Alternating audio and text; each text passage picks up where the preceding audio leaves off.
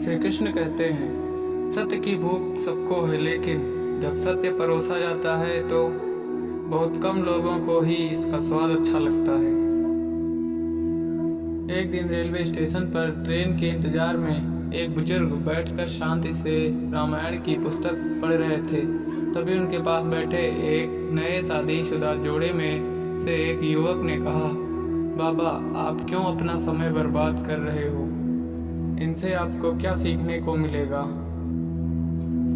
अगर आपको कुछ पढ़ना ही है तो फिर अखबार पढ़ो या फिर मैगजीन पढ़ो।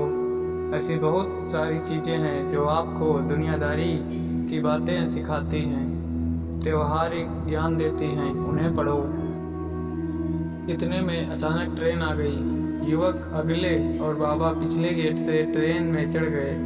ट्रेन चलने की थोड़ी ही देर बाद युवक की चीखने चिल्लाने की आवाज़ आई।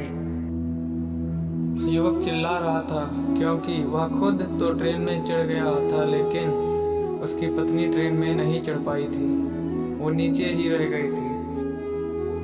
तभी बाबा ने कहा, बेटा, तुमने अगर अखबार व अन्य सैकड़ों पुस्तकों को पढ़ने की बजाय अगर रामायण पढ़ी होती तो तुम्हें ज्ञात होता कि राम सखा तब नाव मंगाई, प्रिय चढ़ाई चढ़े रघुराई। अर्थात श्री राम जी ने नाव पर चढ़ते समय सबसे पहले सीता को नाव पर चढ़ाया था, उसके बाद वह खुद चढ़े थे। तुम भी पहले अपनी पत्नी को ट्रेन में चढ़ाते और उसके बाद खुद चढ़ते तो तुम्हारे साथ ये घटना नहीं होती।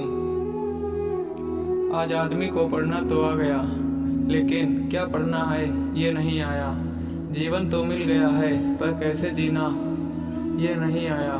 जो बातें हमारे ग्रंथ में हमें सिखाते हैं वह आज की मॉडर्न पुस्तकों में नहीं। आजकल की मॉडर्न पुस्तकों में सिर्फ आप त्योहार और दुनियादारी ही सीख सकते हैं।